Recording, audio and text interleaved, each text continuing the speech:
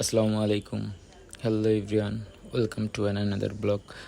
তো আজকে সকালবেলা ঘুম থেকে উঠেই গন্তব্যস্থানের জন্য রওনা দিলাম। তো একটা কাজে বের হয়েছি। তো বের হয়ে দেখতেছি খুব বৃষ্টি। তো আসলে বৃষ্টিতে হঠাৎ করে বৃষ্টি যদি শুরু হয়, কোথায় দাঁড়াবো? মেইন রোডের সাইডে। তো একটা চায়ের দোকানে এক জায়গায় কিছু সময় দাঁড়ালাম, যে বৃষ্টি হয়তো থামলে তারপরে আবার রওনা দিব। বাট বৃষ্টি তো থামার নামই নেই। তবে বৃষ্টি খুব জোরেও পড়ে না, একেবারে আসতেও পড়ে না। মানে বাইকে গেলে দেখা যাচ্ছে ভিজে যাব, এটা কনফার্ম। তো এক জায়গায় একটু ওয়েট করি, যে যাতে বৃষ্টিটা একটু থামে, তারপরেই না হয় রওনাটা আবার দিব। তো এরকম করতে করতে প্রায় আধা ঘন্টা হয়ে গেছে, বাট বৃষ্টি কমে না। তারপরে মোটামুটি আধা ঘন্টা পরে কিছুটা নিয়ন্ত্রণে আসে। এরপরে আমরা আবার বের হই। তো বের হওয়ার পরে খানিক দূরে গিয়ে দেখলাম আসলে কি বলে, সবুজ অরণ্যের ভিতরে টিপ টিপ বৃষ্টি পড়লে যেরকম মনে হয়, ঠিক রাস্তার দুই সাইডে গাছ। আসলে এইগুলো যখন এখানে না থাকি তখন খুব মিস করি, যে আসলে রাস্তায় চলতে গেলে আশেপাশে যে সবুজ গাছপালাগুলো থাকে, তখন এইগুলো খুব মিস করি। যখন দূরে কোথাও যাই শহরে, যেখানে কোনো গাছপালার নাই, সেই সব জায়গায় গেলে এগুলো খুব মিস করি। এলাকার গাছগুলো, রাস্তার দুই সাইডে সবুজ পরিবেশ। তো একটু পরে পরে আবার গুড়ি গুড়ি বৃষ্টি পড়তেছে, বাট এতবার তো আসলে থেমে থেমে যাওয়া যাচ্ছে না। তো এই জন্য চিন্তা করলাম যে এটুক বৃষ্টিতে যাওয়া যাবে। তো তারপরে রওনা দিলাম আবার। আর এই বৃষ্টিতে কানে হেডফোন দিয়ে একদম এরকম রাস্তায় চলতে খুব হেভি একটা মজা হয়।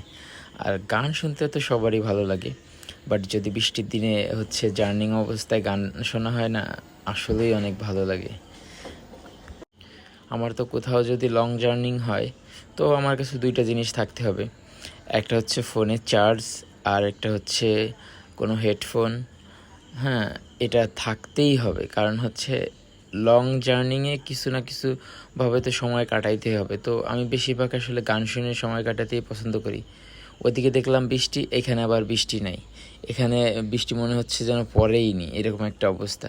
এখনকার বৃষ্টি এরকম যে এই জায়গায় তো ওই জায়গায় হচ্ছে না, এরকম কোনো কোনো জায়গায় টোটালি বৃষ্টি পড়েই নি, আবার কোথাও কোথাও খুব পানি জমে গেছে।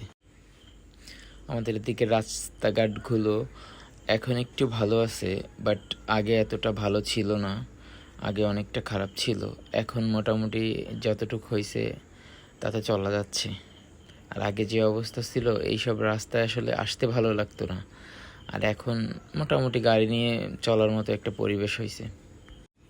আর রাস্তার দুই সাইডে গাছের সাইডেই মানুষের মাছের ঘের। রাস্তার দুই সাইডেই মনে হবে যে নদী। রাস্তার দুই সাইডে নদী, মাঝখান থেকে রাস্তা গেছে।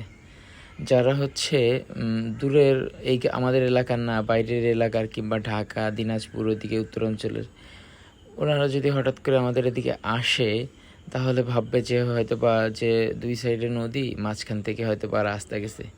কিন্তু বাট আমাদের এদিকে তো আসলে চিংড়ির ঘের কিংবা মাছের খামার। তো এই জন্য আসলে মনে হয় পানিতে তলিয়ে গেছে, কিংবা আমাদের এদিকে মনে হয় সারা বছরই বন্যা হয়। আসলে তেমন না, আমাদের এখানের সিস্টেমই এরকম যে দুই সাইডে পানি থাকবেই, মাঝখান দিয়ে রাস্তা।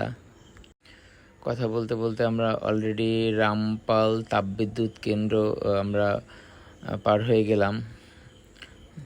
তো আমরা এখান থেকে আরও 7 কিলো ভিতরে, 7 কিলো এগিয়ে যাব, তারপর একটু ভিতরে ঢুকবো। তবে এদিকে কোনো বৃষ্টি নাই, মনে হয় বৃষ্টি হয়নি এদিকে। জাস্ট আমাদের ওইদিকে বাসা থেকে 4-5 কিলো বৃষ্টি হতে পারে। এরপরে আর এদিকে কোথাওই বৃষ্টি পড়েই নি, এরকম একটা অবস্থা। পুরো রাস্তাঘাট সব কিছুই শুকনা। আসলে বৃষ্টির সময় যদি বর্ষাকালে, শরৎকালে যদি এই বৃষ্টি না হয়, তাহলে আসলে কেমন যেন লাগে। আসলে বাংলাদেশের 6 ঋতুর ভিতরে কোনো ঋতু যদি না আসে, তাহলে আমরা কিন্তু সেটা খুব মিস করি।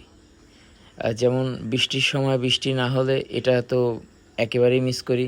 আবার শীতের সময় যদি শীত খুব তাড়াতাড়ি চলে যায়, সেটাও কিন্তু খুব মিস করি, কারণ শীতের সময়টা আসলেই খুব ভালো লাগে। কুয়াশা ভেজা সকাল, একদম ঘাসের পরে শিশির ভেজা থাকবে, খালি পায়ে হাঁটবো। আসলে সেই সব সময়গুলো তো খুব মিস করব যদি শীতকাল না আসে। তেমনই হচ্ছে বর্ষাকাল না আসলে বৃষ্টিতে ভেজা, তারপরে হচ্ছে টিনের চালে রুমঝুম রুমঝুম আওয়াজ। আসলে এখন আর রুমঝুম আওয়াজ শহরে পাওয়া যায় না, যদিও একদম গ্রাম এলাকায় ঢুকলে তাহলে হয়তো বা টিনের বাড়িঘরে মানুষ রুমঝুম রুমঝুম আওয়াজ পায় রাতে ঘুমাইলে বৃষ্টি হবে। এখন তো আপডেট হইতে হইতে এত আপডেট হয়েছে যে বৃষ্টির পানিও আপডেট হয়ে গেছে, এখানে আছে তো ওখানে নাই, শব্দ তো দূরে থাক। ছোটবেলায় কবিতার ভিতরে ছিল বৃষ্টি পরে টাপুর টুপুর নদে এলো বান। আসলে এই সাইডে নদী আছে, দেখা যাচ্ছে কখন বান ডেকে বসবে। ছোটবেলায় তো বানের অর্থটাই বুঝতাম না যে আসলে বানটা কি জিনিস, এখন তো বানটা যে কি জিনিস বুঝতেছি। তো রাস্তাঘাট একেবারে ফাঁকা ফাঁকা মনে হচ্ছে না, বাট আসলে আমাদের এদিকে এরকমই, খুব একটা জ্যামজট থাকে না। যদি কোনো অ্যাক্সিডেন্ট, কোনো দুর্ঘটনা না ঘটে তাহলে এরকমই মোটামুটি ফাঁকা ফাঁকা থাকে, এজন্য চলাফেরা করে মোটামুটি শান্তি আছে। বাট হঠাৎ হঠাৎ জ্যাম লাগে যদি কোনো দুর্ঘটনা ঘটে, তাছাড়া আগামাথা রাস্তার এরকমই ফাঁকা ফাঁকাই থাকবে, খুব একটা গাড়ি চলে না। আর যদিও বন্দর এলাকা, সেক্ষেত্রে গাড়ি যেগুলো চলে খুব ভারী যানবাহন চলে এই রাস্তা দিয়ে, কারণ হচ্ছে বন্দরের মালামাল এদিক থেকেই আসলে যাওয়া আসা হয়, নেওয়া হয় বন্দরের মাল, এই জন্য রাস্তাগুলো খুব দ্রুত খারাপ হয়। আজকে মনে হচ্ছে যেন রাস্তা ফুরাচ্ছেই না, শুধু যেতেই আসি, আর কতক্ষণ লাগবে কে জানে, মনে হয় আর মিনিট 10 লাগবে। তো সামনে একটু যেয়েই দেখি যে আসলে ওইখানে পুলিশ চেকপোস্ট বসাইছে হয়তো বা কোনো কারণে, জানি না। তো অনেক পুলিশ ছিল আজকে চেকপোস্টে, যদিও আমাদের কোনো ঝামেলা হয়নি। তবে এখানে হচ্ছে মানে বাস, ট্রাক, বাইক সব কিছুই হচ্ছে থামাচ্ছিল ওনারা, কোনো কিছুই বাদ দিচ্ছিল না। তো এখানে রাস্তাটা একটু খুব ভাঙা, এই জন্য আমার ভিডিও করতে একটু সমস্যা হচ্ছিল। এমনি আলহামদুলিল্লাহ চলে আসছি।